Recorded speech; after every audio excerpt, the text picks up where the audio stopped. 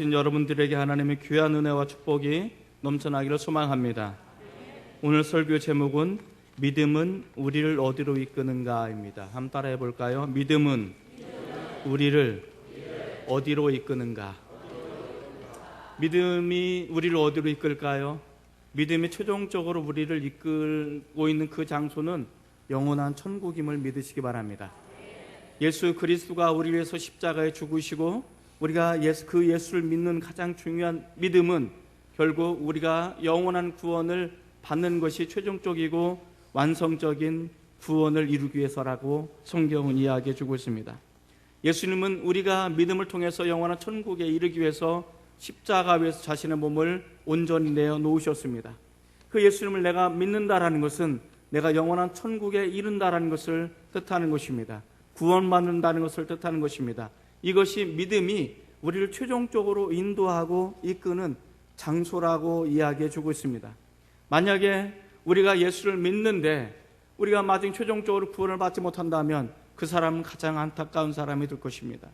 우리가 교회를 열심히 나오고 봉사를 하고 헌신하고 뭔가를 하는데 우리가 천국에 이르지 못하고 지옥에 간다면 우리가 예수를 잘못 믿은 것입니다.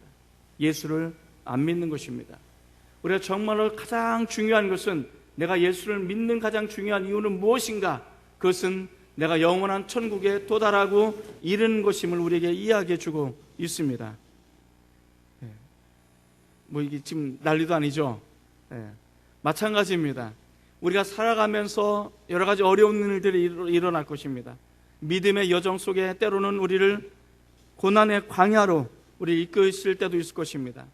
때로는 우리를 여러 가지 고난과 아픔이 있는 그 자리로 우리를 이끌 때도 있을 것입니다. 그러나 정말로 중요한 것은 우리 삶을 최종적으로 인도하시는 그 장소가 영원한 구원받는 장소라는 것을 잊지 마시길 바랍니다. 그래서 끝까지 예수님을 붙잡으시기 바랍니다. 끝까지 우리 예수님을 의지하시길 바랍니다. 그런 의미에서 옆에 사람과 앞뒤 사람 인사합시다. 끝까지 예수님을 붙잡으십시다. 자, 끝까지 예수님을 붙잡으시길 바랍니다. 한번 따라 보겠습니다. 나는 무슨 일이 있어도 끝까지 예수님을 믿을 겁니다.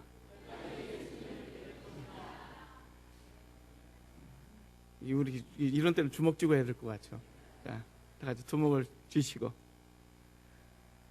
안 쥐는 거하고 쥐는 거하고 차이가 있더라고요. 자, 주먹을 불끈 쥐셨습니까?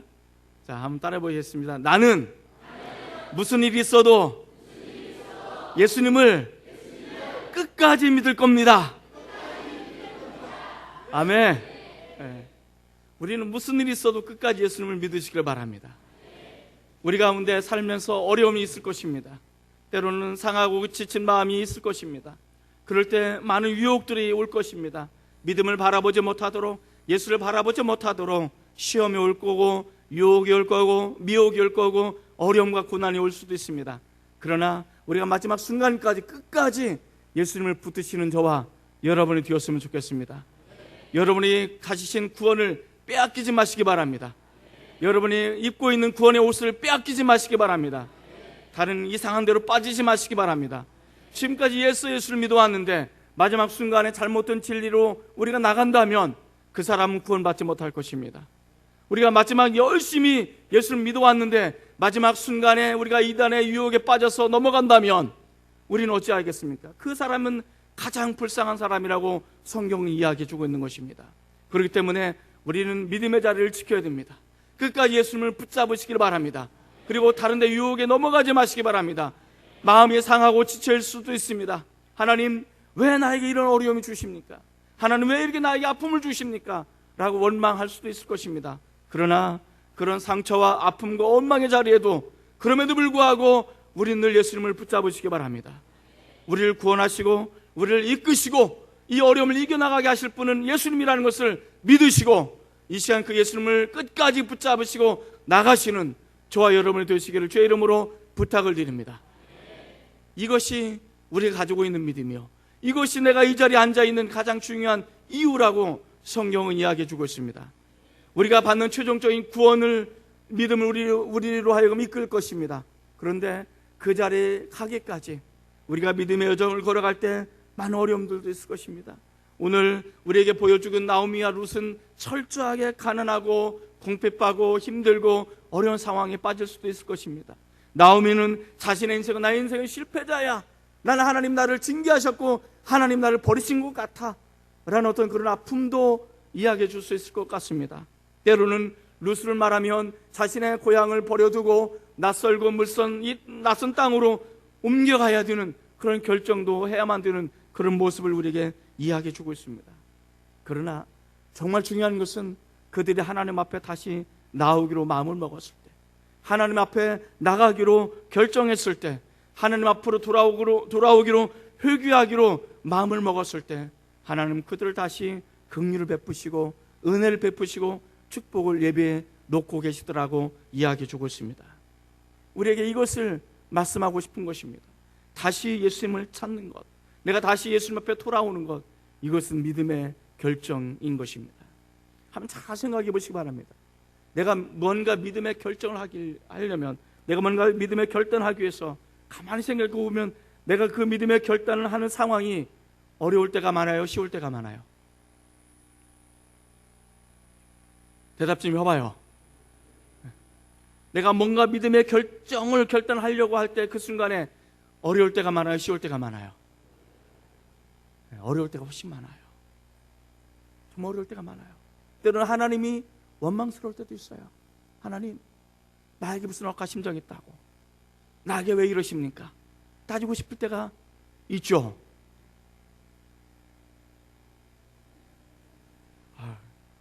이 교회는 참 복받은 교회야. 목사만 따지고 싶어. 성도는 하나님께 따지고 싶은 마음이 없는 것 같아요. 따지고 싶은 마음이 저는 있어요. 하나님, 도대체 나한테 왜 이러십니까? 따지고 싶죠. 그런데 그러한 순간에 믿음을 바라볼 때, 그 어려운 상황 속에서 믿음을 가지고 결단할 때 하나님은 그런 사람들을 통해서 위대한 일들을 만들어 나가시고 또 그들에게 놀라운 것들을 준비해 놓고 있다는 것을 오늘 우리에게 이야기해 주고 있습니다. 이런 어려운 상황 속에서 이 나오미와 룻은 하나님 앞에 나가기로 믿음의 결정을 하게 되어집니다. 그리고 룻이라는 이 여인은 더 어려운 상황 속에서 더 어려운 결정을 하게 되어질 때 하나님께서는 이 룻을 어디로 이끄는가? 이 믿음의 결단을 통해서 하나님께서 저와 여러분들에게 들려주고 싶은 음성은 무엇인가? 오늘 첫 번째로 하나님께서는 이 믿음을 가지고 믿음이 우리를 어디로 이끄는가? 그것은 하나님께서 예비해 놓은 것은 희망이라는 것을 우리에게 보여주고 싶은 것입니다. 그래서 첫 번째는 하나님은 회개하는 자들을 위해서 새로운 희망을 준비해 놓고 있더라는 것입니다. 따라 볼까요? 하나님은 회개하는 자들을 위하여 희망을 준비해 놓고 계십니다. 내가 다시 하나님 앞에 나가기로 결정하고, 내가 다시 하나님의 이름을 부르기로 결정하고, 내가 다시 하나님을 찾기로 결정하고, 내가 다시 하나님 앞에 기도하기로 다짐하며 결정할 때 하나님께서는 그렇게 하나님 앞에 돌아오는 자들을 위해서 새로운 희망을 준비해 놓고 계시더라는 것을 우리에게 이야기해 주고 있습니다. 오늘은 두 가지를 준비해 놓고 계십니다. 첫 번째는 우리가 지난주에 읽었습니다마는 다시 한번 읽어보겠습니다. 1장 22절입니다. 1장 22절 같이 한번 읽겠습니다. 시작. 나오미가 모압 지방에서 그의 며느리 모압 여인 룻과 함께 돌아왔는데 그들이 보리 추수 시작할 때 베들레헴에 이르렀더라. 자, 그들이 고향을 다시 찾고 또 룻은 고향을 버리고 낯선 땅으로 돌아오기로 결정을 했을 때, 하나님의 땅으로 하나님 앞으로 나오기로 결정했을 때 하나님께서는 그들을 위하여 새로운 추수를 시작할 때 그 상황을 준비해 놓고 있었다라고 이야기해 주고 있습니다. 때로는요, 하나님께서 마지못해서 밀려서 억지로 하나님 앞에 나가기로 결정했을 때도 하나님께서는 그렇게 마지못해서 밀려서 결정하는 그 순간에도 그런 사람들을 위해서라도 하나님께서는 놀라운 희망을 준비해 놓고 있었다라고 성경이 이야기해 주고 있습니다. 보리가 추수를 시작할 때 이것은 그들에게 새로운 시작을 알릴 수 있는 희망의 이야기라는 것을 우리 이야기해 주고 있습니다. 이것이 하나님이 첫 번째 준비해 놓으신 것이라면 두 번째는 2장 1절입니다. 2장 1절 한번 같이 읽겠습니다. 자, 시작. 나오미 남편 엘리멜렉의 친족으로 유력한 자가 있으니 그의 이름은 보아스더라. 자, 하나님이 준비해 준 사람이 누굴까요? 보아스라는 사람입니다. 보아스를 두 가지로 설명합니다. 첫 번째는 나오미의 남편 엘리멜렉의 친족이었다. 다시 말해서 나오미와 가장 가까운 친척이었다라고 소개하고 있습니다. 두 번째는 유력한 자라고 소개하고 있습니다. 그래서 유력한 자라는 직역을 하면 용기 있는 실력자라는 뜻을 가지고 있습니다. 보아스는 실력이 있는 사람이었습니다. 거기다가 용기도 있는 사람이었습니다. 실력이 없이 용기만 있는 것을 우리는 만용이라고 말합니다. 아무것도 이루어지지 않습니다. 그러나 내가 실력을 가지고 있고 이 실력의 바탕 위에 내가 용기 있는 결정을 할 때 그것은 유력한 자가 되는 것입니다. 그것은 능력 있는 자가 되는 것입니다. 그것은 영향력을 끼치는 자가 되는 것을 우리에게 이야기해 주고 있습니다. 이 유력한 자라는 뜻은 용사라는 뜻도 담겨져 있습니다. 기드온이 하나님의 부르심을 받았을 때 용사여 라고 부를 때 그 용사라는 것은 유력한 자라는 뜻을 가지고 있는 거예요. 또 그 전쟁이 없고 민족의 어려움이 없을 때는 사회적으로 유능함을 발휘할 수 있는, 사회적으로 매우 중요한 영향력을 끼칠 수 있는 그런 상황에 놓여져 있는 사람, 이 사람이 바로 유력한 사람입니다. 그러니까 베들레헴의 가장 유력한 사람이 누구냐라고 물으면 보아스다라고 말하는 것입니다. 보아스는 베들레헴에 가장 영향력을 끼칠 수 있는, 행사할 수 있는 실력 있는 사람이라고 성경은 이야기해 주고 있는데, 이렇게 하나님 앞에 내가 다시 돌아가겠습니다, 내가 하나님 앞에 내가 다시 서겠습니다라고 다짐하는 이 사람들을 위해서 하나님께서는 보아스와 같은 유력한 사람들을 예배하고 준비해 놓고 있었다는 것을 우리에게 이야기해 주고 있는 것입니다. 여러분들이 하나님의 이름을 찾게 될 때, 하나님의 이름을 부를 때 하나님께서는 거기에 구원의 십자가의 은혜를 예배해 놓고 있음을 믿으시기 바랍니다. 내가 예수 믿고 싶어서 예수 믿는 게 아닙니다. 내가 회개하고 싶어서 회개해지는 것이 아닙니다. 하나님의 역사가 있기 때문에 내가 예수를 믿을 수 있는 것입니다. 하나님의 감동이 있었기 때문에 내가 예수님의 십자가를 발견할 수 있는 것입니다. 하나님의 감동이 있었기 때문에 저와 여러분들이 이 자리, 이곳에 예배를 드릴 수 있게 되었다는 사실을 믿으시기 바랍니다. 내가 예수님을 찾고 예수님 앞에 돌아오고 하나님 앞에 돌아올 때 하나님이 이런 나를 위해서 무엇을 준비해 놓느냐? 예수님의 십자가를 준비해 놓는 것입니다. 구원의 자리를 준비해 놓고 계신 것입니다.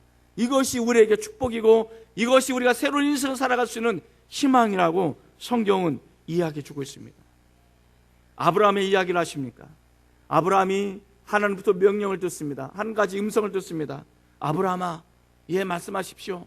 내가 듣겠습니다. 너의 사랑하는 아들 독자 이삭을 모리아산 정상에서 제물로 바치라, 번제로 바치라. 그럴 때 아브라함은 고민하지 않고 이삭을 끌고 모리아산으로 올라가기 시작합니다. 이게 모리아산입니다. 무슨 산이라고요? 모리아산. 모리아산의 반대편에 누가 올라가고 있습니까? 안 보여요? 모리아산 올라간 사람 두 사람 있죠? 네, 아브라함과 이삭이 올라가고 있어요. 정상으로 올라가고 있어요. 그런데 아브라함과 이삭은 보이진 않지만 반대편에 하나님께서도 올라가고 있어요. 뭘 가지고 올라가느냐? 순양을 가지고 올라가고 계셔요. 아브라함이 올라간 만큼 하나님은 거기에 필요해서 올라가고 있어요. 그런데 이것은 아브라함의 눈에 보여요, 안 보여요? 안 보여요. 믿음을 가지고 보면 보이겠지만 안 보이는 거예요. 그래서 마지막 후에 하나님께서 정상에 올라갔을 때, 그때 그 순간 정상 위에 하나님께서는 순양을 준비해 놓고 계셨습니다. 그래서 그곳에서 아브라함이 뭐라고 말씀하시냐면, 그 하나님을 만나고 나서 하나님은 이 산에서 예배해 놓고 계셨다. 그래서 그 산을 여호와 이레라고 부르는 것입니다. 어떤 사람은 여호와 나에게 왜 이래? 이런 사람도 있지만 믿음을 가지고 보면 여호와 이레가 되는 거예요. 여러분, 여호와 왜 이래가 아니라 여호와 이레가 되시길 바랍니다. 네. 그러니까 내가 믿음을 가지고 하나님 앞에 돌아오게 되면 여호와 이레가 되는 거예요. 그런데 믿음을 가지지 않고 우리가 내 상황만 바라보면 여호와 왜 이래가 되는 거예요. 하나님 나한테 왜 이래? 왜 이래? 왜 이래? 그래서 떠나게 되는 거예요. 그러나 내가 믿음을 가지고 하나님 앞에 나가게 될 때 하나님은 준비해 놓고 계십니다. 이것이 여호와 이레입니다. 예수님의 말씀을 붙잡고 120명의 성도들이 마가의 다락방에 모여서 기도합니다. 예수님의 말씀을 붙잡고 기도합니다. 이렇게 말씀을 붙잡고 기도하는 그들에게 하나님은 무엇을 준비해 놓고 계십니까? 그들을 위해서 성령의 바람과 성령의 불을 준비해 놓고 계신 것입니다. 마찬가지입니다. 나오미와 룻은 아무것도 보이지 않습니다. 룻에게는 아무것도 보이지 않는 그런 상황이었습니다. 그러나 그가 믿음을 가지고 하나님 앞에 나가기로 결정할 때 하나님은 보리 추수하는 그 희망을 준비해 놓고 계시고 유력한 자 보아스를 준비해 놓고 계신 것입니다. 여러분이 다시 하나님의 이름을 부르고 찾고자 할 때 하나님은 여러분은 아직 보이진 않지만 그 이면에 하나님의 축복을 준비해 놓고 계시고 보아스와 같은 희망을 준비해 놓고 계심을 믿으시기 바랍니다. 그리고 그 믿음의 눈을 가지고 그것을 준비해 놓은 희망을 바라보시는 저와 여러분이 되시기를 주의 이름으로 축원을 드립니다. 믿음은 우리를 어디로 이끌까? 어디로 인도할까? 믿음의 결단은 하나님이 준비하신 희망을 갖도록 우리를 이끌고 있다는 사실을 보여주고 있습니다. 따라해 볼까요? 믿음의 결단은 하나님이 준비하신 희망을 갖도록 이끈다. 때로는 우리가 하나님 앞에 나가기로 결정했을 때 하나님이 비전이 보일 때가 있어요. 하나님 나를 위해서 세워놓으신 축복이 보일 때가 있어요. 그런데 그것을 내 것으로 삼냐 안 삼냐는 것은 중요한 결정인 것입니다. 하나님은 이 룻을 향해서 나오미를 향해서 희망을 준비해 놓고 계셨어요. 보아스를 이미 준비해 놓고 계셨어요. 자, 그런데 이 룻이 믿음의 결정을 하지 않고 거기서 머뭇거리고 있다면 그것을 보이긴 보이는데 그 희망은 내 것이 될 수가 없는 것입니다. 그 희망이 나의 것을 삼기 위해서 우리는 더 어려운 상황 속에서도 믿음의 결단을 해야 된다는 것을 우리에게 이야기해 주고 있습니다. 2장 2절 말씀을 한번 같이 읽어보겠습니다. 2장 2절입니다. 자, 시작. 모압 여인 룻이 나오미에게 이르되 원하건대 내가 밭으로 가서 내가 누구에게 은혜를 입으면 그를 따라서 이삭을 줍겠나이다 하니 나오미가 그에게 이르되 내 따라 갈지어다 하매 2절의 시작을 어떻게 시작하고 있습니까? 모압 여인 룻이라고 소개하고 있습니다. 계속해서 룻을 모압 여인, 모압 여자라고 이야기합니다. 이것은 이방 여인이라고 이야기합니다. 이방 사람들은 이스라엘 총에 들어올 수 없는 버림받은 사람들을 뜻하는 것입니다. 그럼에도 불구하고 이 룻이 하나님 앞으로 점점 나오고 있는 것입니다. 마지막 순간에 이 여인을 부를 때 모압 여인 룻이라고 부르고 있습니다. 룻은 화부였습니다. 룻은 가난한 자였습니다. 아무것도 없는 그런 사람이었습니다. 이것이 룻이 처한 형편이었습니다. 5절과 6절 한번 볼까요? 5절과 6절입니다. 5절 6절. 자, 시작. 보아스가 베는 자들을 거느린 사환에게 이르되 이는 누구의 소녀냐 하니 베는 자를 거느린 사환이 대답하여 이르되 이는 나오미와 함께 모압 지방에서 돌아온 모압 소녀인데. 자, 보아스가 이삭을 열심히 줍고 있는 그 소녀가 보였습니다. 이 소녀라는 것은 원문에 보면 젊은 여자라는 뜻입니다. 열심히 이삭을 줍고 있는 젊은 여자가 보였습니다. 그래서 보아스가 묻습니다. 이 여자가 누구냐? 모압 여자입니다 라고 이야기합니다. 모압 여자. 이 이야기는 이 여인이 매우 귀한 여인, 흠모할 만한 여인, 존중받을 만한 여인, 그런 여인이 아니라는 것입니다. 무시당해도 할 말이 없는 여인, 조롱받아도 할 말이 없는 여인, 거기다가 과부, 거기다가 가난한 자, 남편이 없는 것은 보호를 받지 못하는 그런 상황인 것입니다.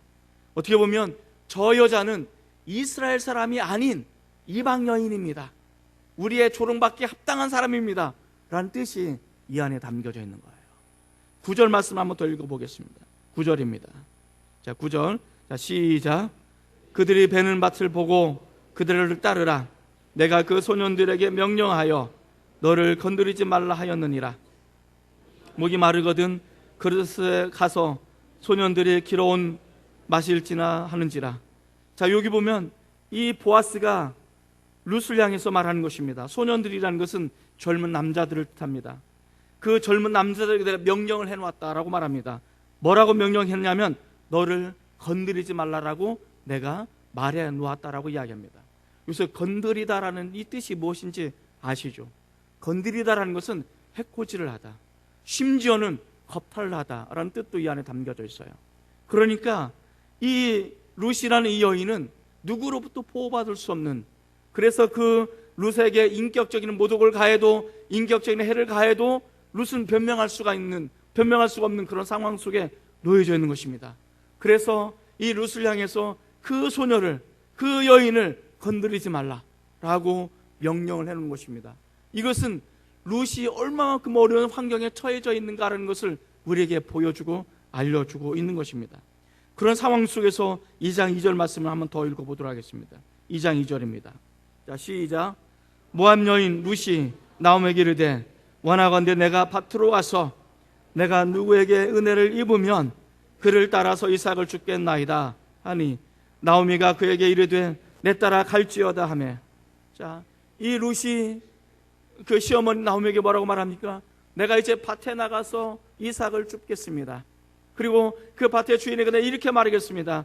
내가 은혜를 입었으면 이곳에서 이삭을 줍도록 허락해 주십시오 라고 물을 것입니다. 그리고 허락을 한다면 그곳에서 내가 이삭을 줍겠습니다 라고 시어머니에게 이야기합니다. 그리고 시어머니는 그에게 말합니다. 가서 이삭을 주우라 라고 이야기합니다. 저는 이것이 얼마나 중요한 결단인지 우리에게 알려주고 있는 것입니다.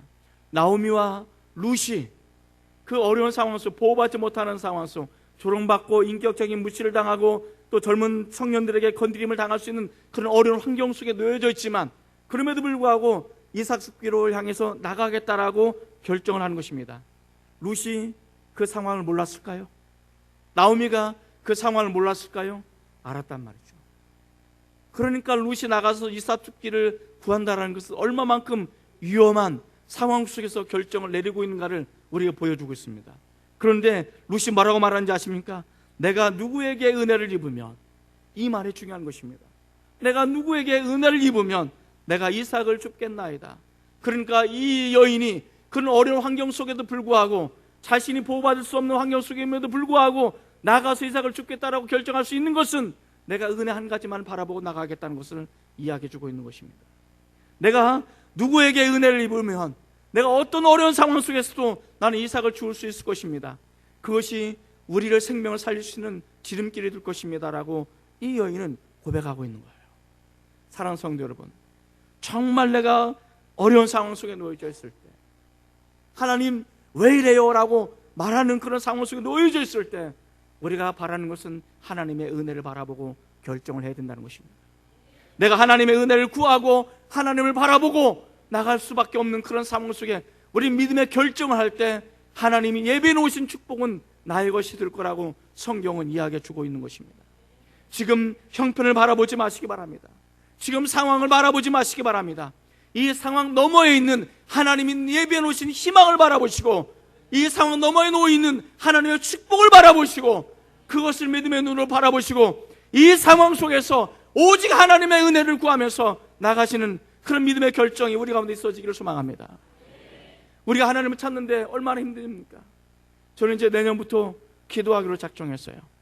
그래서 정말 기도하는 주간을 가지고 저녁마다 모여서 기도할기로 저는 그렇게 작정을 했습니다. 그리고 우리가 저뿐만 아니라 우리 장평교회 모든 심령들이 저녁에 모여서 2시간씩 예배도 드리고 기도할 수 있는 그런 장소를 마련하고자 합니다. 나오십시오. 기도하십시오. 결정하십시오.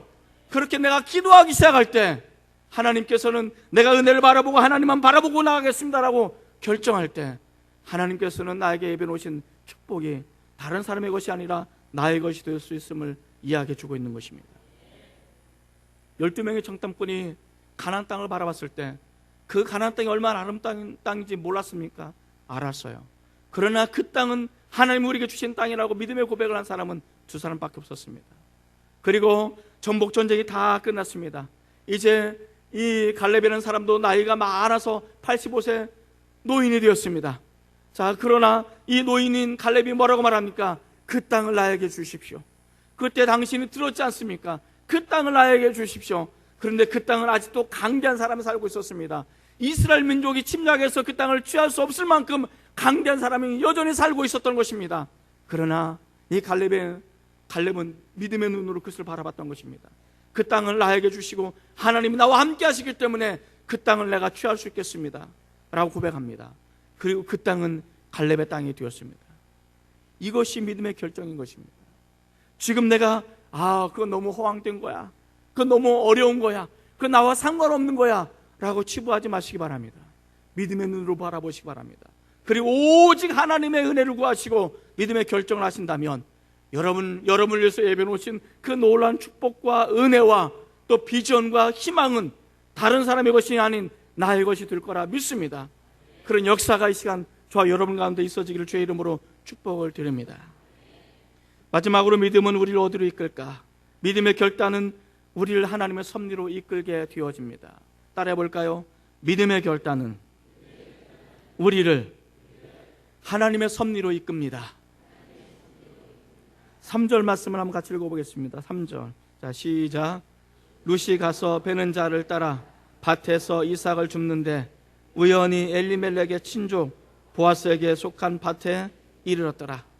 자, 베들레헴이란 그 원뜻은 떡집이라는 뜻입니다. 떡집.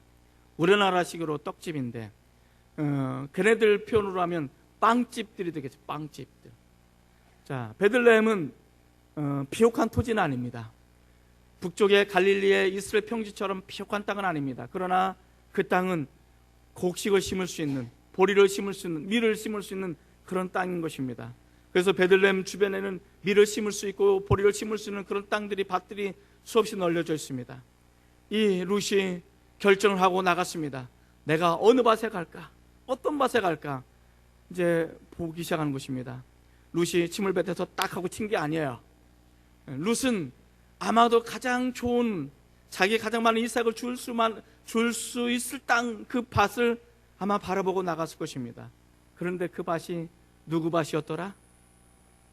보아스의 밭이었더라. 이 룻이 이삭 죽기로 해서 밭을, 어느 밭을 향해서 갔는데 우연히 그 밭이 누구 밭이었더라? 보아스의 밭. 그러니까 이 3절 말씀에 가장 중요한 단어는 우연히라는 단어. 우연히. 어떤 사람들은 그렇게 말합니다. 내가 운이 좋아가지고 그 어려움에서 내가 피할 수 있었어. 내가 운이 좋아가지고 내가 그때 복을 받을 수 있었어. 이렇게 말할 수도 있는 사람이 있습니다. 그런데 이것은 믿음의 고백은 아닙니다. 예수 안 믿는 사람들은 그렇게 말할 수 있습니다. 그러나 예수 믿는 사람들은 그렇게 말해서는 안 됩니다. 자, 그럼에도 불구하고 성경은 우연이라는 단어를 썼습니다. 4절 한번 더 읽어볼까요? 4절입니다. 자, 시작. 마침 보아스가 베들레헴에서부터 와서 베는 자들에게 이르되 여호와께서 너희와 함께 하시기를 원하노라 하니 그들이 대답하되 여호와께서 당신에게 복 주시기를 원하나이다 하니라. 자, 여기서 어떤 단어가 눈에 확 띕니까? 마침이라는, 마침. 3절에는 우연히라는 단어와 4절에는 마침이라는 단어입니다. 자, 하나님께서는 믿음의 결정을 할 때 보아스라는 사람과 운명적인 만남을 갖게 하기 위해서 하나님께서는 어떤 모습을 가지고 있는지를 우리에게 보여주고 있습니다. 이 우연이라는 단어와 마침이라는 단어는 하나님의 섭리가 무엇인가를 우리에게 확연하게 보여주는 두 단어라는 것을 이야기해 주고 있습니다. 이삭을 줍기 위해서 어느 밭에 들어갔는데 우연히 들어갔는데 그 밭이 보아스의 밭이었더라. 근데 이 주인인 보아스가 안 왔으면 못 만났죠. 그런데 마침 보아스가 베들레헴으로부터 그 밭에 이르렀다라는 것입니다. 그래서 운명적인 만남이 쫙 하고 이루어졌다는 것입니다. 자, 이것은 우연히 이루어진 것입니다. 우연히. 그러나 그 밑에 하나님의 섭리로 내려가다 보면 이것은 우연히 일어나는 것이 아니라 반드시 일어날 수밖에 없는 만남이었습니다. 반드시 일어날 수밖에 없는 필연이었던 것입니다.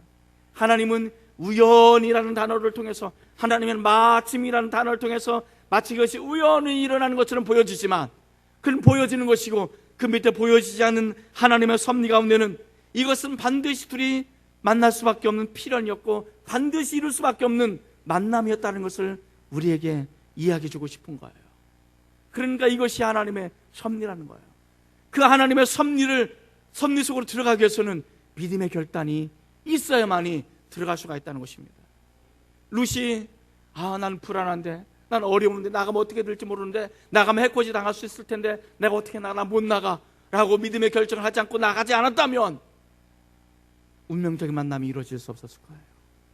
그러나 그는 오직 하나의 은혜를 구하고 내가 그 에스더처럼 내가 죽으면 죽이리라는 그 믿음의 결정을 가지고 나가게 되었을 때 거기서 운명적인 만남을 갖게 하신 것입니다. 이것이 하나님의 섭리인 것입니다. 저와 여러분들은 그 하나님의 섭리 속으로 들어가시기를 주의 이름으로 부탁을 드립니다. 우리 옆에 사람과 한번 그렇게 축복하시기 바랍니다. 당신은 하나님의 섭리하에 놓여져 있는 사람입니다.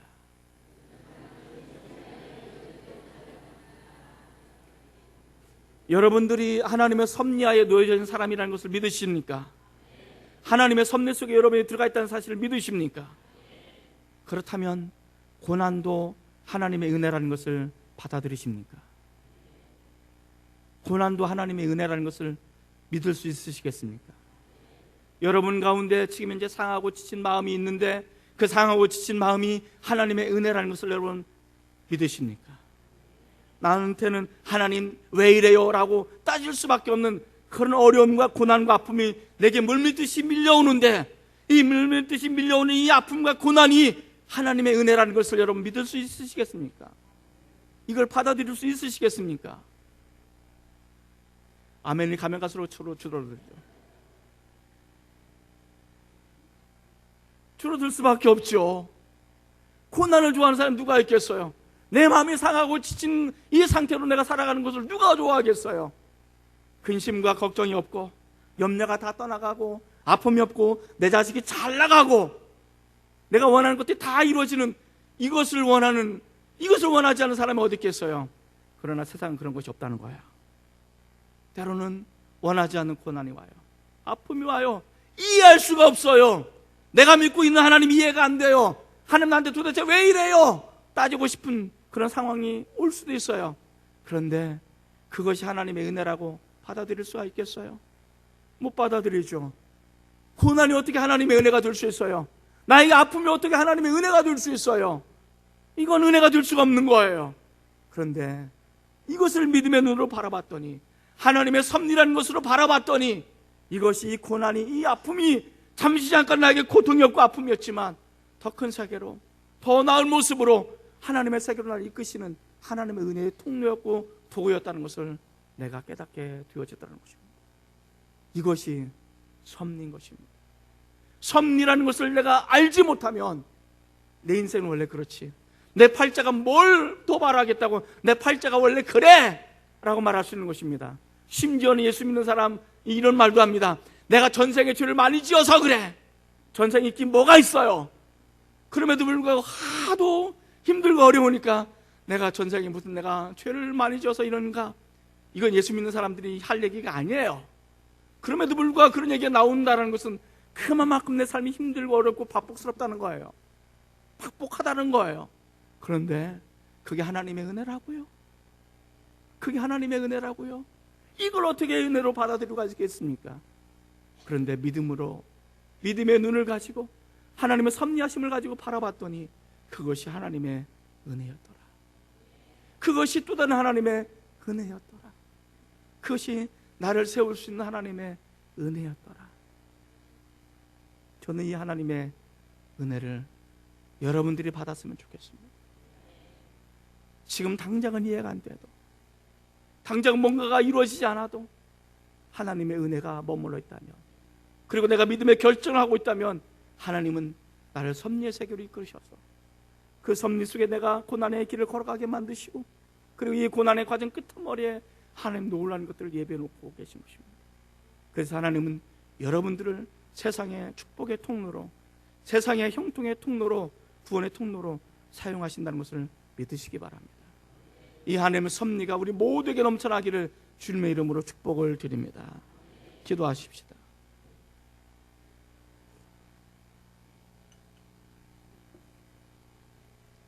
힘들고 지쳐 있을 때, 하나님이 원망스럽고 상한 마음을 가지고 있을 때, 오늘 하나님에 대해서 불평하고 불만을 갖고 하나님 도대체 나한테 왜 이러십니까? 라고 따지고 싶은 그 순간에 믿음의 결정을 하게 되어진다면 보이지 않았던 하나님이 예비해 놓으신 손길을 볼 수 있고 희망을 바라볼 수 있고 우리를 그 희망의 자리로, 축복의 자리로 이끈다는 것을 우리가 알게 되어집니다.